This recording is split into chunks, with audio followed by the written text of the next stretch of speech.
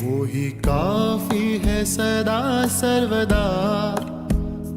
मेरा यीशु है मुझको भला, वो ही काफी है सदा सर्वदा। दुख में रोग में हर मुसीबत में मेरे मन वो ही काफी है तुझे। दुख में रोग में हर मुसीबत में मेरे मन वो ही काफी है तुझे। कलवरी के पहाड़ पर चढ़ा था मुकुट कांटों का सिर पर। कलवरी के पहाड़ पर चढ़ा था मुकुट कांटों का सिर पर। मेरी वेदना सब दूर करके मुझे नया जीवन प्रदान कर दिया। मेरी वेदना सब दूर करके मुझे नया जीवन प्रदान कर दिया।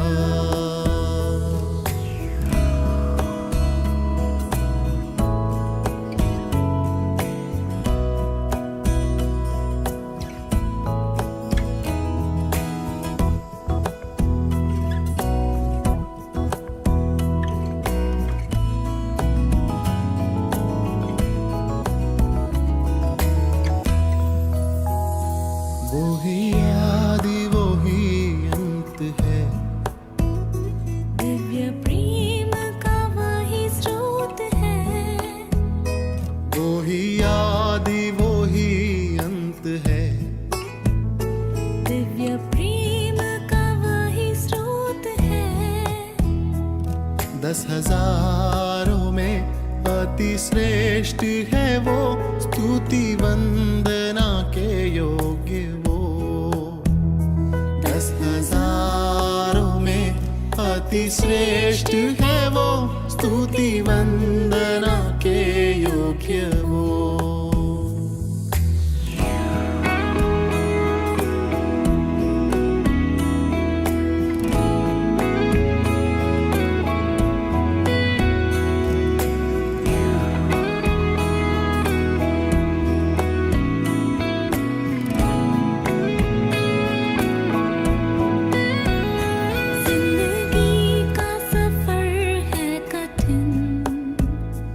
आते हैं अवरोध पल छिन्न। जिंदगी का सफर है कठिन। आते हैं अवरोध पल छिन्न। दिन में मेघ स्तंभ, रात्रि अग्नि स्तंभ बन के राह चलाएगा मुझे। दिन में मेघ स्तंभ, रात्रि अग्नि स्तंभ बन के राह चलाएगा मुझे। मेरे दुखों का होगा दमन, आंसू पूछेगा जो आँखों की नम। मेरे दुखों का होगा दमन, आंसू पूछेगा जो आँखों की नम।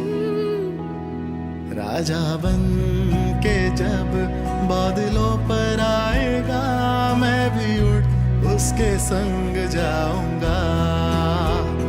राजा बन के जब बादलों पर आएगा, मैं भी उड़ उसके संग जाऊंगा।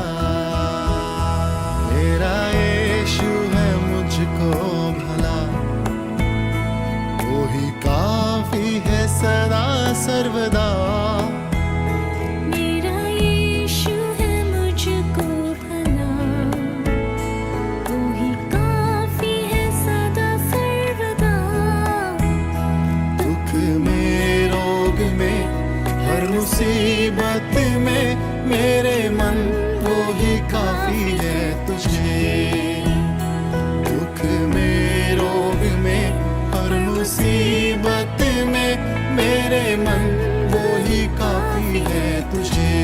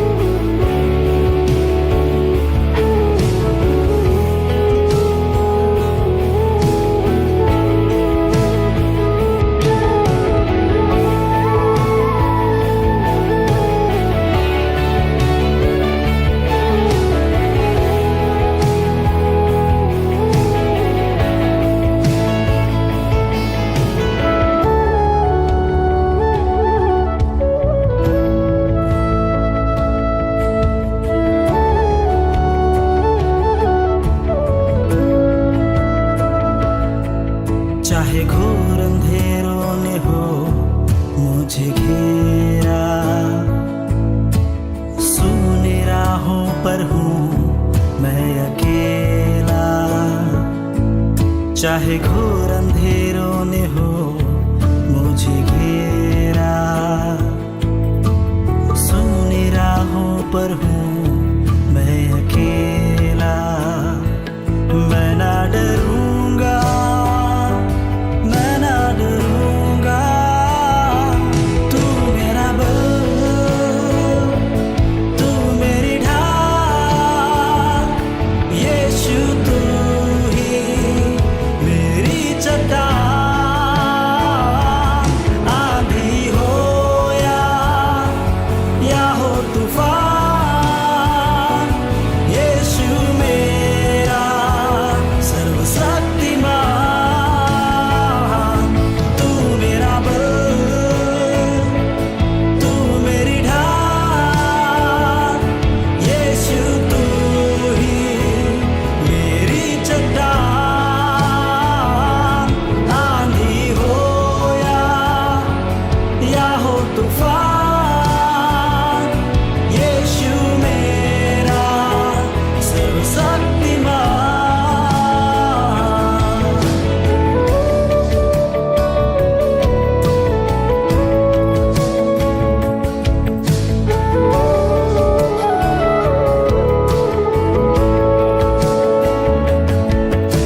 निराशाओं ने हो जब घेरा,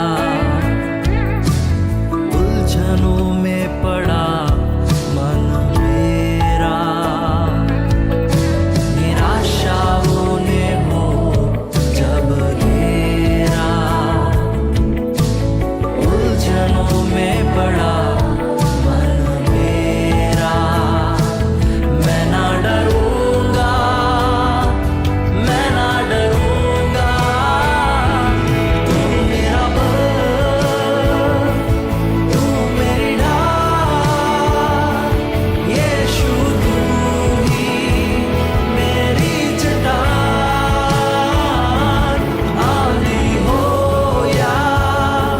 या हो तूफान, यीशु मेरा सर्वशक्तिमान। तू मेरा बल,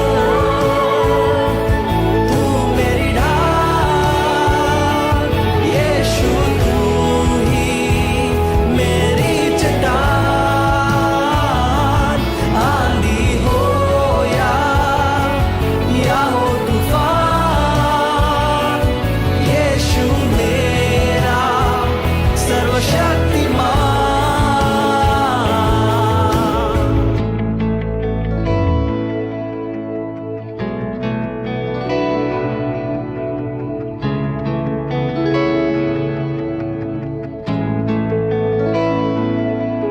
असंभव कुछ भी नहीं, असंभव कुछ भी नहीं, असंभव कुछ भी नहीं,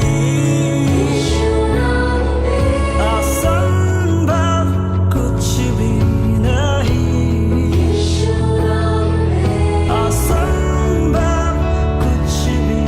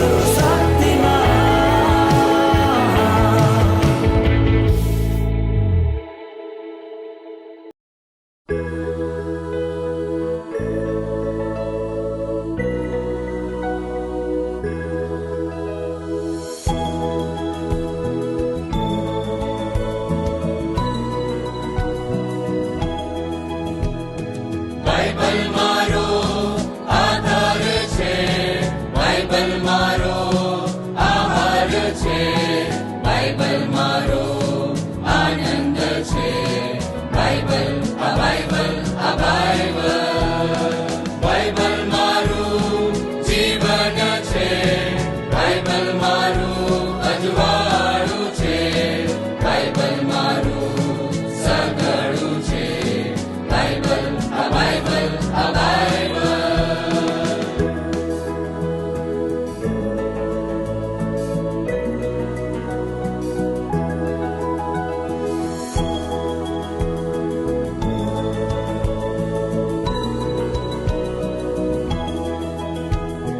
બાઇબલ એ મારી પ્રેરણા છે, બાઇબલ એ મારો અરીસો છે, બાઇબલ એ મારો દીપક છે, બાઇબલ એ મારી પ્રેરણા છે, બાઇબલ એ મારો અરીસો છે, બાઇબલ એ મારો દીપક છે, બાઇબલ મારી સાથે રાખીશ, બાઇબલનું વાચન કરીશ, બાઇબલને હું કેન્દ્રમાં રાખીશ, બાઇબલ આ બાઇબલ આ બાઇબલ, બાઇબલ આ બાઇબલ આ બાઇબલ, બાઇબલ આ બાઇબલ આ બાઇબલ.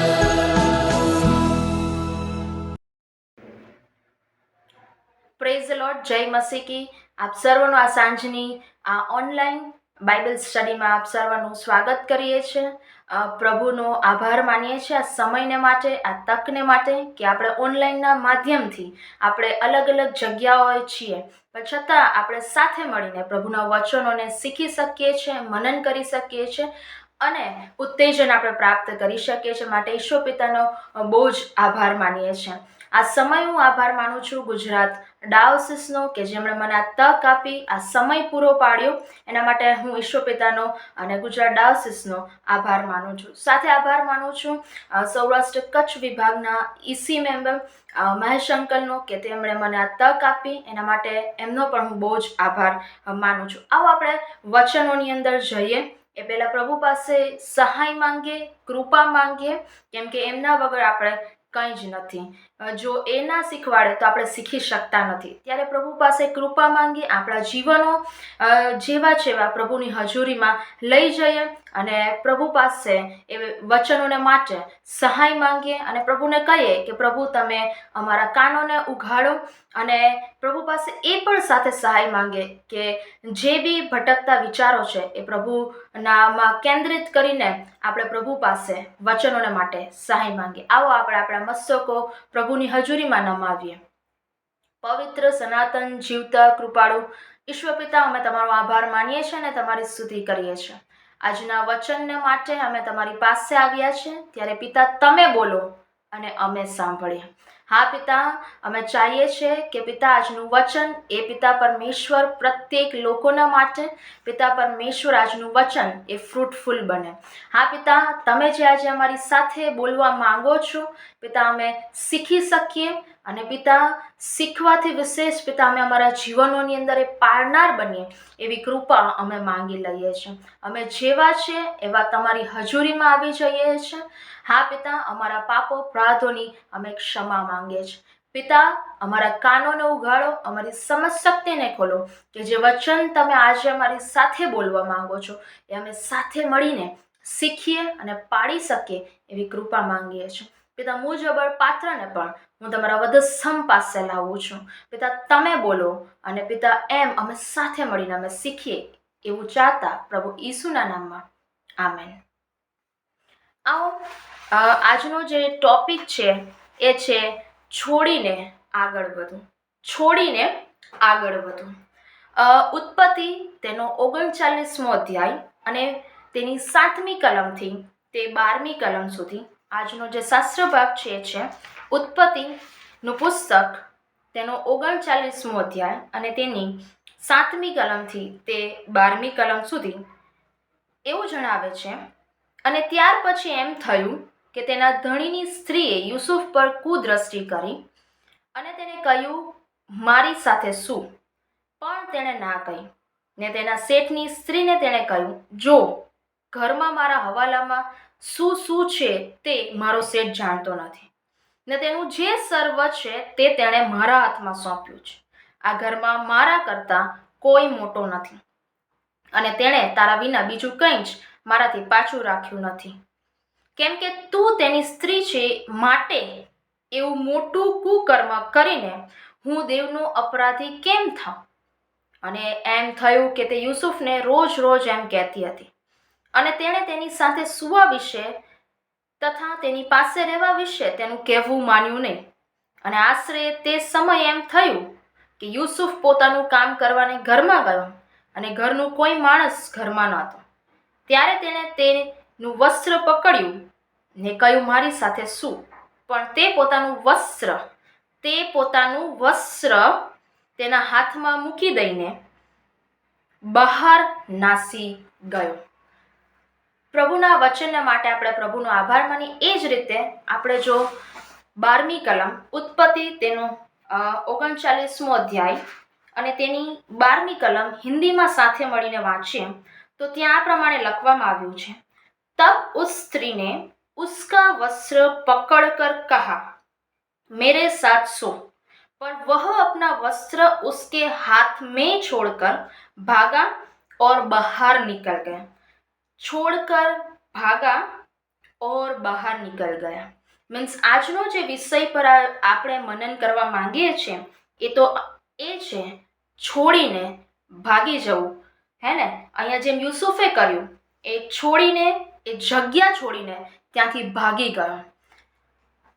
પ્રભુ ઈસુ ખ્રિસ્ત મારીને તમારી પાસેથી એવી અપેક્ષા રાખે છે કે જ્યારે પ્રભુ આપણા જીવનમાં એ બાબત જોવે છે કે જે આપણામાં અયોગ્ય છે અથવા આપણા જીવનની અંદર પ્રભુ આપણને તૈયાર કરવા માંગે છે કોઈ સારા બાબતને લઈને. કેમ કે પ્રભુનું વચન એવું કહે છે કે જે ઈરાદા પ્રભુ આપણા વિશે રાખે છે એમને પ્રભુ બહુ જાણે છે અને એ ભવિષ્યમાં આપણને હંમેશા શાંતિને લગતા હોય છે. માટે પ્રભુ આપણને ઘણી બધી વખત તૈયાર કરી રહ્યા હોય છે. જ્યારે તૈયાર કરી રહ્યા હોય છે, પ્રભુ આપણી પાસેથી કંઈ છોડવાની અપેક્ષા રાખે છે. ઘણા બધી એવી બાબતો છે, ચાહે આપણું વર્તન, આપણું વલણ, આપણો વ્યવહાર અથવા આપણી કોઈ ટેવો જે પ્રભુને નથી પસંદ અથવા પ્રભુની દ્રષ્ટિમાં યોગ્ય છે, પ્રભુએ છોડી દેવા આપણી પાસેથી અપેક્ષા રાખી રહ્યા છે. અને આજે આપણે એ જ વિષયને પર મનન કરવા માંગીએ છીએ કે પ્રભુએ યુસુફને જે રીતે કૃપા કરી અને યુસુફ એ જગ્યાથી નાસી ગયો, એવી જ રીતે આજે આપણે પણ એ વિષય પર આજે મનન કરવા માંગીએ છીએ. આપણને ખબર જ છે, નાનપણથી આ વાત આપણે જાણીએ છીએ કે યુસુફ એ યાકૂબના 12 પુત્રોમાંનો એક પુત્ર કે જેના પર યાકૂબ ખૂબ જ હેત રાખે છે, પ્રીતિ રાખે છે, એને ખૂબ જ પ્રેમ કરે છે અને નાનપણથી જ યુસુફ પર દેવનો આત્મા હોય છે, એની સાથે દેવનો આત્મા હોય છે. એ પ્રભુનો ભય રાખનારો છે, ડર રાખનારો છે, એ પ્રમાણિક હોય છે અને એને ન્યાયપણાને પકડી રાખ્યું હોય છે. નાનપણથી જ પ્રભુનો આત્મા એની સાથે વાત કરતો હોય છે. આપણને એ પણ સારી પેઠે ખબર છે કે નાનપણમાં જ એના જ્યારે ભાઈઓની સમક્ષ એ સ્વપ્નનો ખુલાસો કરી બતાવે છે અને માટે થઈને એના ભાઈઓ એનાથી અદેખાઈ કરતા હોય છે અને એને પછી ખાડામાં નાખી દેવામાં આવે છે અને ત્યાંથી ઇસ્માઈલીઓ તેને લઈ જાય છે અને ત્યાર પછી ઇસ્માઈલીઓ તેને મિસરમાં લઈ જાય છે અને મિસરમાં કે જે ફારૂનના જે રક્ષકોનો જે અમલદાર જે પોટીફર હોય છે એના ઘરની અંદર એ રહે છે, એક નોકર તરીકે ત્યાં રહે છે. પણ વાલા 39મા અધ્યાયની જો તમે પહેલી કલમથી વાંચો, ત્યાં સ્પષ્ટપણે લખવામાં આવ્યું છે કે પોટીફારે જાણી ગયો છે કે દેવ યુસુફની સાથે છે. પોટીફારે બહુ જ સારી પેટે જાણી ગયો છે કે દેવ એ યુસુફની સાથે છે અને જે કંઈ પણ કરે છે એમાં દેવ એને સફળ કરી રહ્યા હોય છે. કેમ કે પોટીફારને એ પ્રભુ ઈસુ ખ્રિસ્ત વિશે નથી ખબર, પણ યુસુફની અંદર દેવનો આત્મા છે, યુસુફની સાથે દેવ છે એ પોટીફાર જાણી જાય છે અને માટે થઈને પોટીફારની કૃપા દ્રષ્ટિ યુસુફ પર થાય છે અને તેને એના સઘળા ઘરનો કારભારી ઠરાવવામાં આવે છે. જેની સંપત્તિ, જે માલ મિલકત હોય છે, એ સઘળું જેને સોંપી દેવામાં આવે છે અને એનો એક કારભારી એને ત્યાં બનાવવામાં આવે છે અને એ યુસુફ એ પોટીફારના ઘરની અંદર જ તે રહે છે અને એના સઘળા ઘરનું જે કામકાજ હોય છે અથવા જે કારભારીપણું એ છે પોટીફાર એને આપી દે છે. અને ત્યાર પછી જો ત્યાં પોટીફારની કૃપા દ્રષ્ટિ થાય છે, પણ જો તમે 7મી કલમથી વાંચો તો અહીંયા કંઈક ટ્વિસ્ટ આવી ગયું છે અને 7મી કલમથી અહીંયા લખવામાં આવ્યું છે, પણ પત્ની જે પોટીફારની પત્ની હોય છે એની કુદ્રષ્ટિ યુસુફ પર થાય છે. અહીંયા એક ટ્વિસ્ટ આવી જાય છે. યુસુફ પરીક્ષણમાં પડવાને માટે જઈ રહ્યો છે, પણ એ સમયે એવું થાય છે કે યુસુફની સાથે તો દેવ છે. અહીંયા સ્પષ્ટપણે લખવામાં આવ્યું છે, 1 કોરિન્થીયોને પત્ર તેનો 10મો અધ્યાય અને તેની 12 અને 13 કલમ, માટે જો કોઈ પોતાને સ્થિર ઉભેલો ધારે છે તે પોતે ન પડે માટે સાવચેત રહે.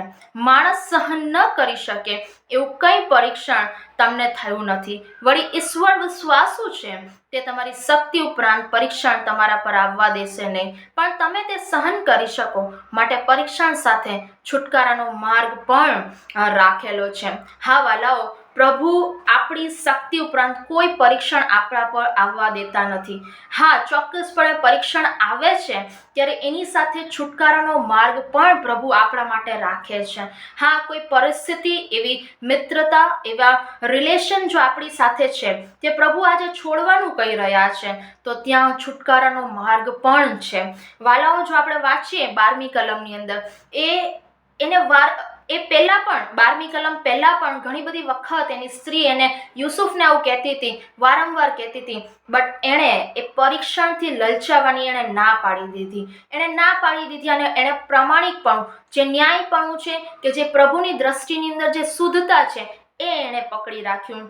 અને 12મી કલમમાં જે એવું બને છે કે ઘરમાં એકલો હોય છે યુસુફ અને સમયે એની સ્ત્રી ત્યાં આવે છે અને એનું વસ્ત્ર પકડી લે છે, પણ વાલાઓ, બાઇબલ આપણને સ્પષ્ટપણે જણાવે છે કે એ પોતાનું વસ્ત્ર મૂકી દઈને ત્યાંથી નાસી જાય છે. એ જગ્યા છોડી દે છે કેમ કે એને ખબર હતી જો હું ક્ષણભર પણ ત્યાં ઊભો રહીશ તો હું એ પરીક્ષણમાં પડી જઈશ. માટે એ જગ્યા છોડી દે છે અને સાથે પોતાનું જે વસ્ત્ર હતું એ પણ એના હાથમાં મૂકી દઈને નાસી જાય છે. વાલો, કેટલું અદ્ભુત! એ પરીક્ષણમાંથી છૂટી જાય છે. અને મને ને તમને ખ્યાલ છે વાલાઓ કે એ પછી એને જેલમાં જવું પડે છે, પણ એ સમયે પણ પ્રભુ એની સાથે હતા. એને ખબર હતી કે દેવ મારી સર્વ પરિસ્થિતિમાં દેવ એની સાથે હોય છે. એ બાબત એ જાણી જાય છે અને ત્યાર પછી આપણને ખબર જ છે એ પ્રમાણે કે ત્યાંથી જેલમાંથી પ્રભુ એને ઊંચા ઉઠાવે છે અને મિસરની અંદર ફારૂન પછીનું જે પદ હોય છે એ એને પ્રાપ્ત થાય છે. ક્યારે પ્રાપ્ત થાય છે?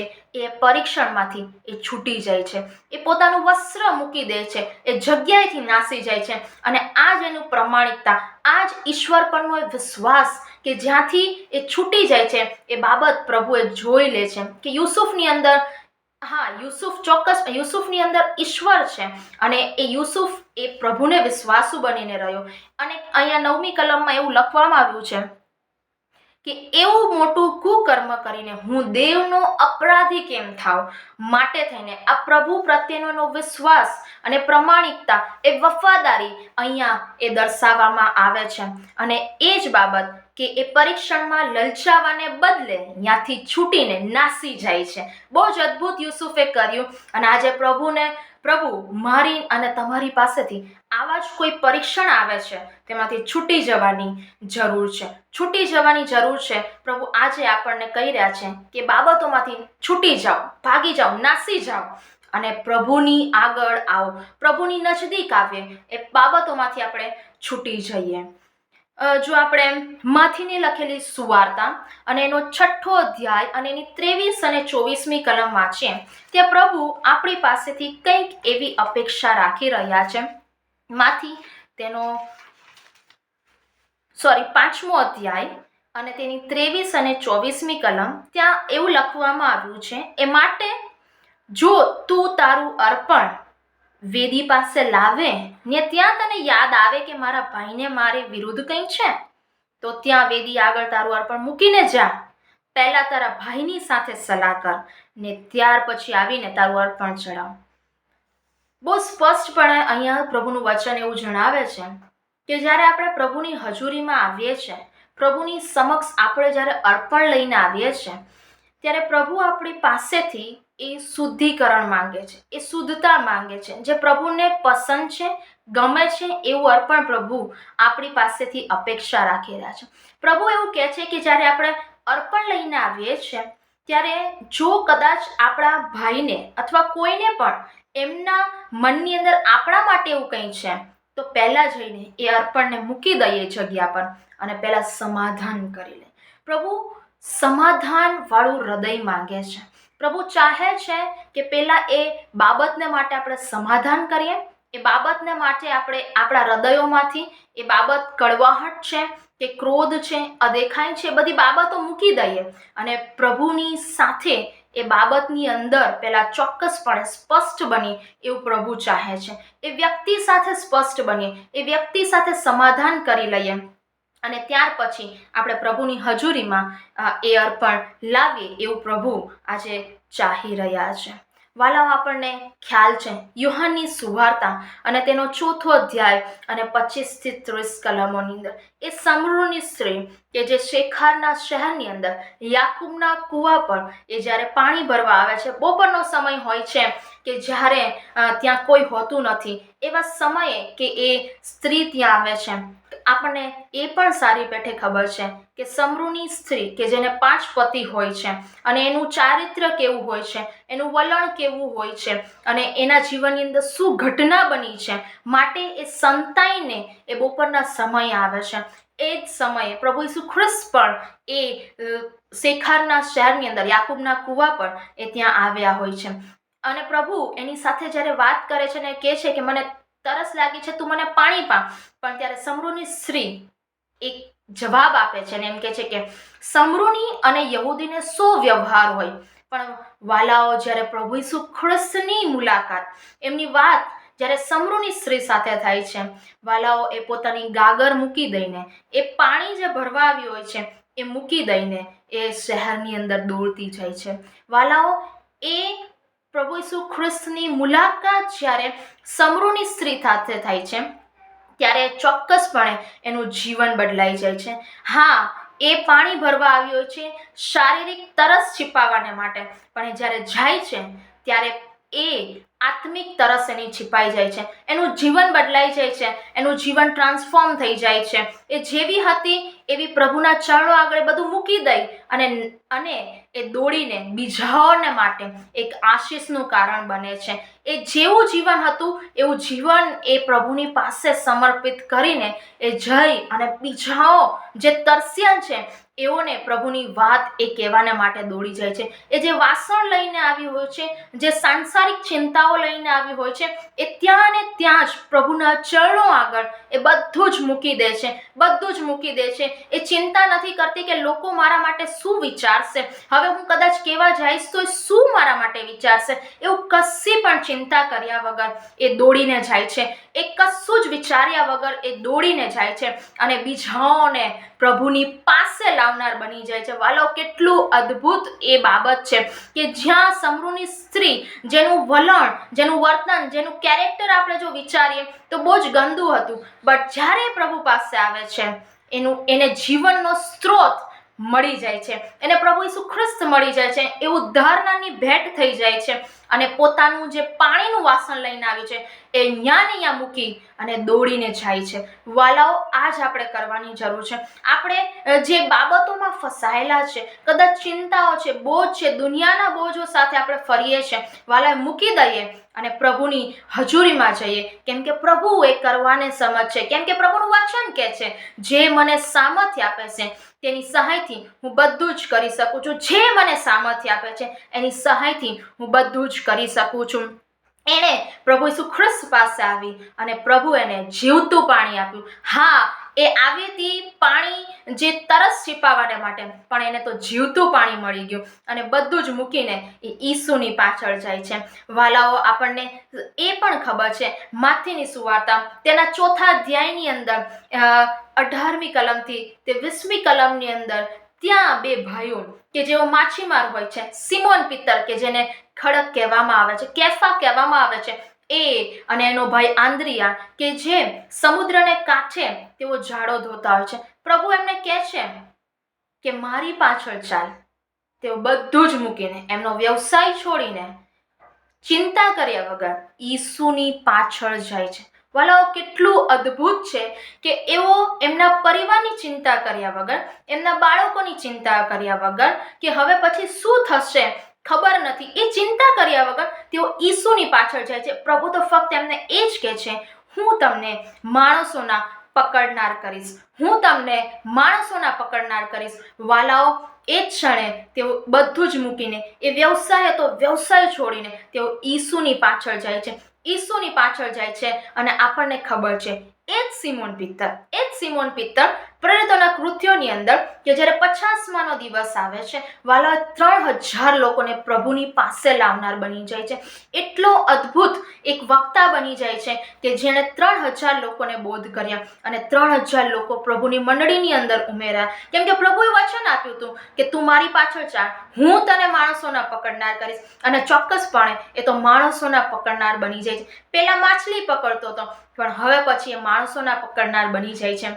અને એમ પ્રભુ એનો બહુ જ અદ્ભુત ઉપયોગ કરે છે. હા, ઘણું બધું સહન કરવું પડે છે, પણ એણે એની બધી ચિંતાઓ પ્રભુ પર મૂકી દીધી. એણે ન તો પરિવારની ચિંતા કરી, ન તો બાળકોની ચિંતા કરી, કે ન હવે એના ભવિષ્યની ચિંતા કરી, પણ એણે એટલું જ કહ્યું કે પ્રભુની પાછળ ગયો. અને ચોક્કસપણે એનો એ વિશ્વાસ હતો કે જે સૃષ્ટિનો બનાવનાર છે, કે જે એણે બનાવ્યા છે, હા, એની પાછળ દોડી જાય છે, એની પાછળ ચાલી જાય છે. અને બધું જ સઘળું જ એનામાં ઉપલબ્ધ છે. કેમ કે પ્રભુ ઈસુ ખ્રિસ્ત પાસે આવીએ છે ત્યારે ઉપલબ્ધતા પ્રભુની અંદર છે. ભવિષ્યની ચિંતાઓ હોય કે જે કંઈ પણ બાબતો હોય, જ્યારે પ્રભુ પર મૂકીએ છીએ, ચોક્કસપણે પૂરું કરવાને સમર્થ એવા દેવ છે. જ્યારે પ્રભુ પાસે આવીએ છીએ ત્યારે બધું જ આપણને ઉપલબ્ધ થાય છે. એ સિમોન પિત્તર, આંદ્રિયા અને બીજા 2 ભાઈઓ, જબદીના દીકરાઓ, એ પણ ઈસુની પાછળ જાય છે. એ વ્યવસાય છોડી દે છે, એ ઝાડો ધોતા, એ બધું જ મૂકીને એઓ ઈસુની પાછળ જાય છે. એ જ પ્રમાણે જો માર્કની લખેલી સુવાર્તા એનો 10મો અધ્યાય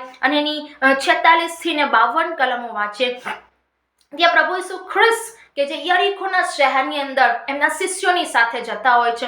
યરીખોના શહેર, જે યરીખો શહેરની અંદર પ્રભુ ઈસુ ખ્રિસ્ત જ્યારે એમના શિષ્યોની સાથે જઈ રહ્યા છે, ત્યારે ત્યાં લખવામાં આવ્યું છે કે આંધળો બારતીમાઈ, જે તિમાઈનો દીકરો હતો, એ રસ્તાની કોરે બેઠેલો હોય છે, રસ્તાની કોરે બેઠેલો હોય છે, કે જેને દેખાતું નથી. હા, પણ ચોક્કસપણે એણે પ્રભુ ઈસુ ખ્રિસ્ત વિશે સાંભળ્યું છે. એણે જોયું નથી કે પ્રભુ ઈસુ ખ્રિસ્ત કેવા ચમત્કારો કરે છે, પણ એણે સાંભળ્યું છે કે ચમત્કારો કરી શકે છે. માટે એ પ્રભુને બૂમ પાડે છે કે ઓ દાઉદના દીકરા, તું મારા પર દયા કર, મારા પર દયા કર. બટ એ લોકો, જે એની ભીડ હતી, જે પ્રભુ ઈસુ ખ્રિસ્ત પાછળ જે લોકો જતા હતા, એણે ધમકાવ્યો અને ચૂપ કર્યો. પણ વાલાઓ, એ તો બહુ બૂમ પાડે છે, અતિ બૂમ પાડે છે, વતી બૂમ પાડવા માંડે અને કહેવા માંડે, ઓ દાઉદના દીકરા, તું મારા પર દયા કર, તું મારા પર દયા કર. અને વાલાઓ, એ ધમકાવે છે, લોકો એને ધમકાવે છે, બટ એ પ્રભુને બૂમ પાડ્યા જ કરે છે. એ વિશ્વાસ છે, એ ખાતરી છે, એને વિશ્વાસ છે કે પ્રભુ મને સાજા કરી શકે છે. અને પ્રભુએ જ્યારે સાંભળ્યું ત્યારે પ્રભુ એને બોલાવ્યો, એની પાસે બોલાવ્યો. વાલાઓ, ત્યાં લખવામાં આવ્યું છે, અને તે પોતાનું વસ્ત્ર નાખી દઈને એ ઈસુની પાસે આવ્યો. એ પોતાનું વસ્ત્ર નાખી દઈને ઈસુની પાસે આવ્યો. અને શું થાય છે? પ્રભુ એને પૂછે છે, હું તારે વાસ્તે શું કરું? અને તરત જ એનો એ જવાબ હોય છે કે હું દેખતો થાવ.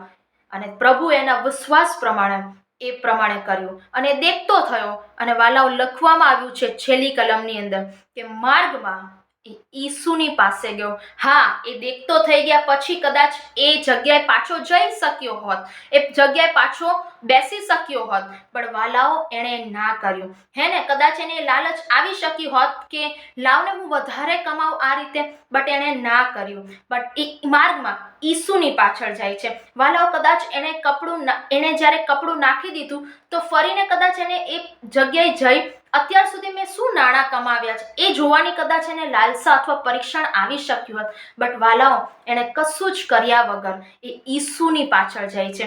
એ સંસારિક ચિંતાઓ છોડીને, હા, એ કપડાની ચિંતા છોડીને, એના પરિવારની ચિંતા છોડીને, હવે પછી શું થશે એની ચિંતા છોડીને એ માર્ગમાં ઈસુની પાછળ જાય છે. અને વાલાઓ, એ દેખતો થાય છે. એ સૌથી મોટો એ મિરેકલ આપણે જોઈ રહ્યા છે. એ માર્ગમાં ઈસુની પાછળ જોઈ છે. કેમ કે જ્યારે પ્રભુ બોલાવે છે અને જ્યારે આપણે છોડી દઈએ છીએ બધું જ, અને ઈસુની પાછળ જઈએ છીએ, ચોક્કસપણે એ તમામ પ્રકારની પરિસ્થિતિમાંથી પ્રભુ આપણને બહાર કાઢવાને એ સમર્થ એવા દેવ છે. જેમ આંધળા બાર્તિમાએ કર્યું, એનું વસ્ત્ર છોડી દઈને એ માર્ગમાં ઈસુની પાછળ ગયો, એ ઈસુનું સાંભળ્યું, ઈસુના જેવું એણે કરવાનો પ્રયત્ન કર્યો અને માર્ગમાં ઈસુની પાછળ જાય છે, ત્યારે ચોક્કસપણે એ ઈસુની પાછળ જઈને એક એનો શિષ્ય બને છે. અને બધું જ એનું જીવનની અંદર જે હતું, હા, એની પાસે જે કપડું હતું, જે કપડાની અંદર પોતાની આજીવિકા કમાવતો હતો, એ બધું જ મૂકીને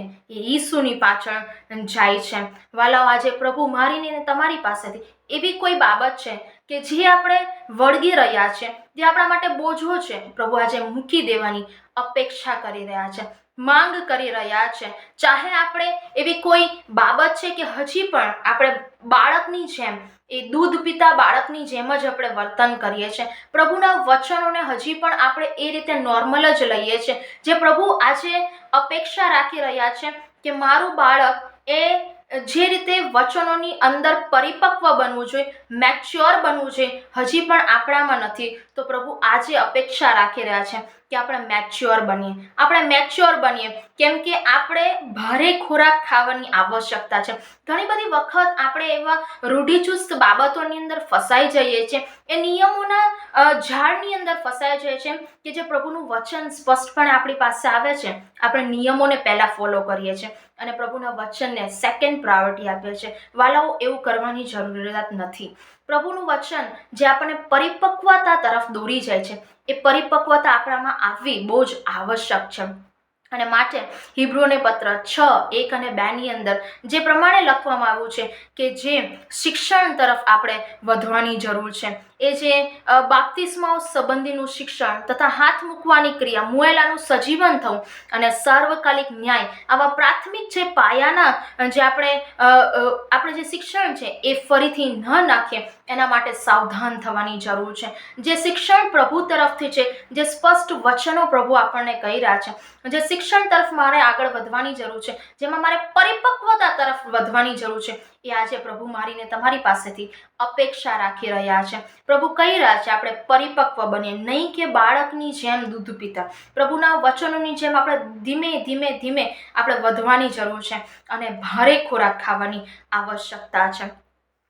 પ્રભુ આજે આપણને આ જીવનો દ્વારા, જેમ યુસુફે છોડ્યું, શિષ્યોએ છોડ્યું, બાર્તિમાએ છોડ્યું, એ સમરૂની સ્ત્રીએ છોડ્યું, આજે પ્રભુ આપણને કહી રહ્યા છે એ બોજો અને વળગી રહેનાર પાપ કે જે આપણે ઘણા લાંબા સમયથી પ્રભુમાં આવ્યા છે, આપણે પ્રભુનો સ્વીકાર કર્યો છે, ઉદ્ધારનાર તારણહારની ભેટ આપણને પ્રાપ્ત થઈ છે, છતાં પણ ઘણા એવા પાપો છે, એ હૃદયના એવા કોક ખૂણે આપણે હજી પણ એ પાપો ત્યાં સમાયેલા છે.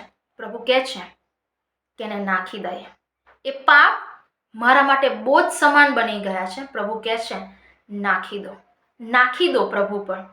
એને ગીત કરતા એવું કહે છે, અપના બોજ યેસુ પર ડાય. અને આજે આપણે નાખી દેવાની જરૂર છે. બધું જે છે એ વળગી રહેનાર પાપ, શાયદ એ પાપ આપણને કમ્ફર્ટ ઝોન મહેસૂસ કરાવે છે, શાયદ એ પાપમાં આપણને રહેવું ગમે છે, બટ વાલાઓ, પ્રભુ કહી રહ્યા છે કે એને નાખી દો. એ બોજો લઈને આપણે ફરી રહ્યા છે, પ્રભુ કહે છે નાખી દો. આવો આપણે વાંચી હિબ્રુઓને પત્ર તેનો 12મો અધ્યાય 1 અને 2, અને ત્યાં સ્પષ્ટપણે લખવામાં આવ્યું છે, તો આપણી આસપાસ સાક્ષીઓની એટલી મોટી વાદળારૂપ ભીડ છે, માટે આપણે પણ દરેક જાતનો બોજો તથા વળગી રહેનાર પાપ નાખી દઈએ અને આપણે માટે ઠરાવેલી શરતમાં ધીરજથી દોડીએ. આપણે માટે ઠરાવેલી શરતમાં ધીરજથી દોડીએ. આપણે આપણા વિશ્વાસના અગ્રેસર તથા તેને સંપૂર્ણ કરનાર ઈસુની તરફ લક્ષ્ય રાખીએ. બાઇબલ એવું જણાવે છે કે ઈસુની તરફ લક્ષ્ય રાખીએ કે જેમણે પોતાની આગળ મૂકેલા આનંદને લીધે શરમને તુચ્છ ગણીને મરણ સંભનું દુઃખ સહન કર્યું અને જે ઈશ્વરના રાજ્યની જમણી તરફ બેઠેલા છે. પ્રભુનું વચન સ્પષ્ટપણે આજે આપણી પાસે આવી રહ્યું છે અને કહી રહ્યું છે કે બોજો અને વળગી રહેનાર પાપ નાખી દઈએ કે જેણે પ્રભુ ઈસુ ખ્રિસ્ત કે જેણે આપણે માટે સમગ્ર માનવ જાતને માટે એ મરણ સ્તંભનું શરમજનક તુચ્છ એવું દુઃખ સહન કર્યું. એમણે કંઈ જ પણ આપણાથી પાછું રાખ્યું નથી, કંઈ જ બાકાત રાખ્યું નથી. એવા પ્રભુ પાસે આપણે આવવાની જરૂર છે. હેને લખવામાં આવ્યું છે કે આપણી ઠરાવેલી શરતમાં ધીરજથી દોડીએ. હા વાલાઓ, ધીરજથી દોડવાની જરૂર છે.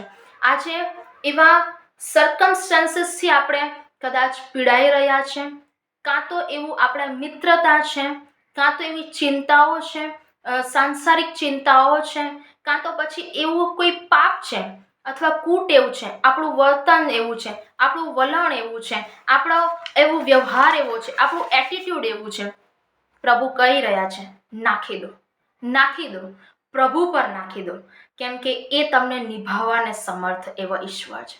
પ્રભુનું વચન એવું કહે છે, ઓ વેતરું કરનાર, ભારથી લદાયેલો, તમે સઘળા મારી પાસે આવો અને હું તમને વિશ્રામ આપીશ. ચાહે આપણે એ નાના પાપો કે જે આપણે લઈને ફરી રહ્યા છે, એક દિવસે આપણો બોજો બની જાય છે અને બોજાને લઈને આપણે થાકી ગયા છે. હવે એવું થાય છે આમાંથી કઈ રીતે છૂટવું? વાલાઓ, એ જે પાપ છે, જે આપણા માટે બોજો બની ગયા છે, એને પ્રભુ પર નાખી દઈએ. આપણે નાખવું પડશે, જેમ યુસુફે જ કર્યું, જેમ બારતીમાએ કર્યું, શિષ્યોએ કર્યું. એણે નાખી દીધું અને વાલાઓ પ્રભુની પાછળ ગયા અને એમ એમના જીવનની અંદર આગળ વધ્યા. વાલાઓ, આજે આપણે નાખી દઈએ, આ પાપોને નાખી દઈએ. હા વાલાઓ, આપણે જીવનની અંદર પ્રભુ આપણને અલગ અલગ બાબતો આજે બતાવી રહ્યા છે, તો પ્રભુની હજુરીમાં જઈને પ્રભુને કહીએ, પ્રભુ એવા કયા પાપો છે અથવા એવી કેવી ટેવો છે, એવું કેવું વર્તન છે, અથવા મારું એવું કેવું બોલવાનું, સાંભળવાનું, જોવાનું એવું કયું પાપ છે કે જે તમારી દ્રષ્ટિમાં અયોગ્ય છે. વાલાઓ, આજે પ્રભુની સમક્ષતાની અંદર જઈને એ પાપોને, એ બોજાને પ્રભુની સમક્ષતાની અંદર નાખી દઈએ પ્રભુની પાસે. અને તમે જુઓ, કેમ કે પ્રભુનું વચન એવું કહે છે, અનુભવ કરો ને જુઓ કે યહોવા કેટલો ઉત્તમ છે. વાલાઓ, એની પાસે નાખી દઈએ અને ત્યાર પછી તમે જુઓ, તમે એકદમ ફ્રી થઈ જશો, કેમ કે પ્રભુએ આપણને ફ્રી કર્યા છે, આપણને સંપૂર્ણપણે એક સ્વતંત્રતા આપી દીધી છે, આપણને એકદમ જ ફ્રીડમ આપી દીધું છે. કેમ કે જ્યારે પ્રભુ પાસે જઈએ છીએ, નાખી દઈએ છીએ, ત્યારે જ પ્રભુ આપણને ફ્રી કરે છે.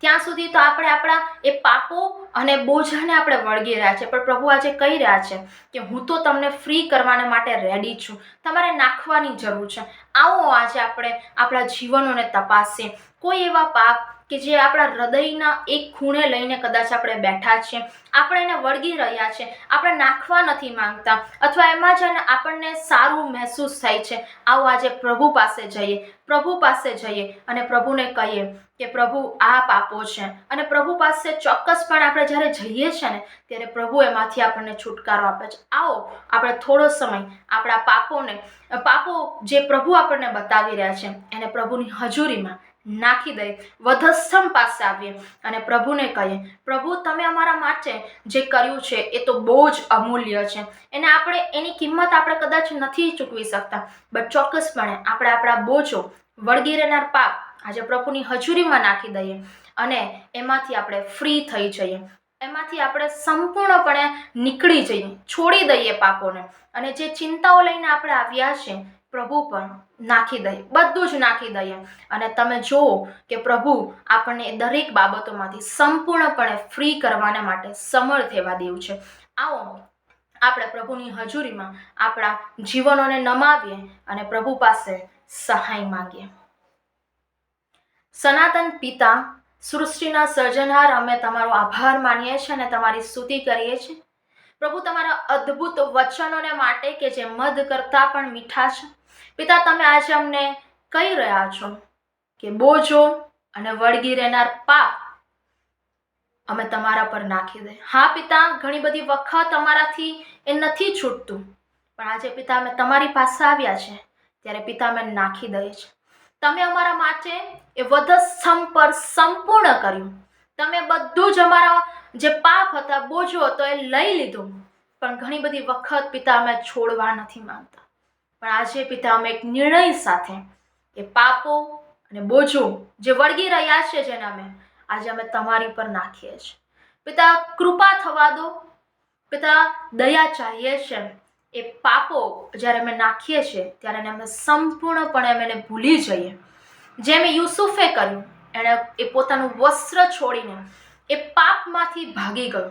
હા, એ જે એ સ્ત્રીએ કર્યું, એ પોતાનું જે પાણીનું જે સાધન લઈને આવી હતી એણે ત્યાં મૂકીને એ ઈસુની પાછળ ગઈ. હા પિતા, જેમ એ આંધળા બારતીમાએ કર્યું, પોતાનું વસ્ત્ર છોડી દીધું, જેમ એ સિમોન પિત્તરે કર્યું, એમ પિતા આજે અમે પણ એ અમારા બોજો અને વળગી રહેનાર પાપને અમે નાખી દઈએ છીએ તમારી પર. અને પિતા, હવે પછીની અમારા જીવનની અંદર પિતા તમે અમને સહાય કરો, મદદ કરો અને પાપો પર વિજયવંત બનવાને માટે પિતા તમે અમારી મદદ કરો, એવી પ્રાર્થના કરતા પ્રભુ ઈસુના નામમાં, આમેન.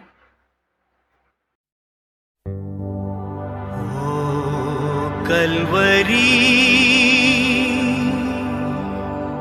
ओ कलवरी प्रेम की धारा जहाँ से बही प्रेम की धारा जहाँ से बही.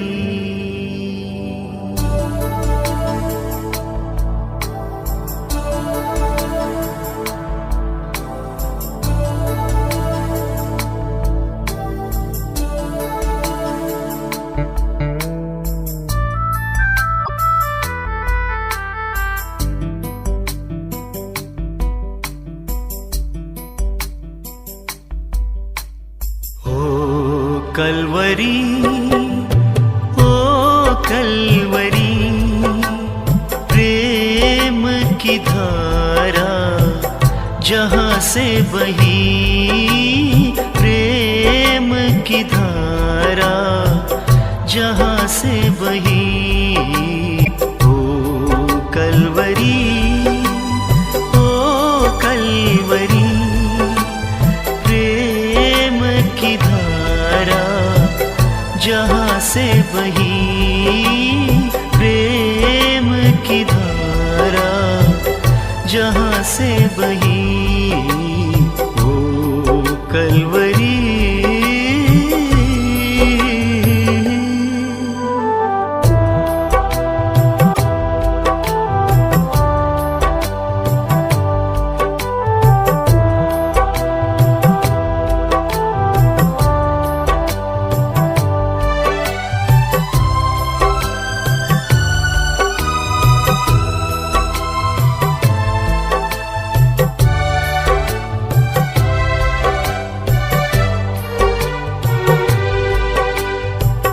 पाप में जीवन जब तूने देखा आयत खातिर मेरे लिए.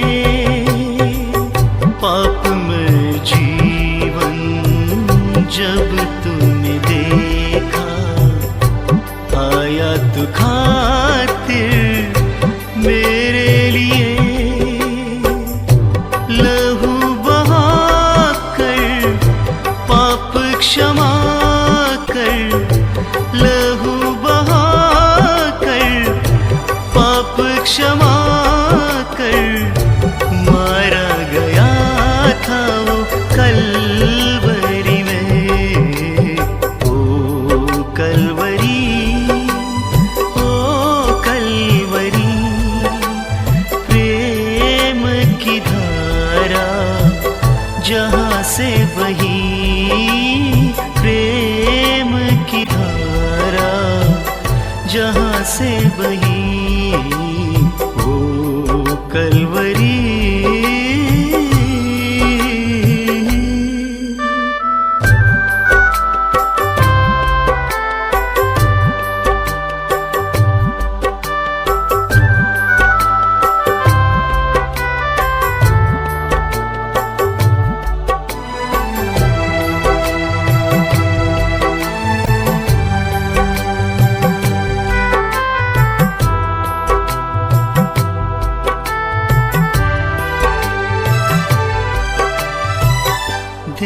देखा नहीं ऐसा करुणा जगत में, प्रेम वो ऐसा किया उसने, देखा नहीं ऐसा करुणा जगत में, प्रेम वो ऐसा किया उसने। शीश नवाते सन्मुख तेरे, शीश नवाते सन्मुख तेरे, जिसकी निशानी हो कलवरी, ओ कलवरी, ओ कलवरी। प्रेम की धारा जहाँ से बही, प्रेम की धारा जहाँ से बही,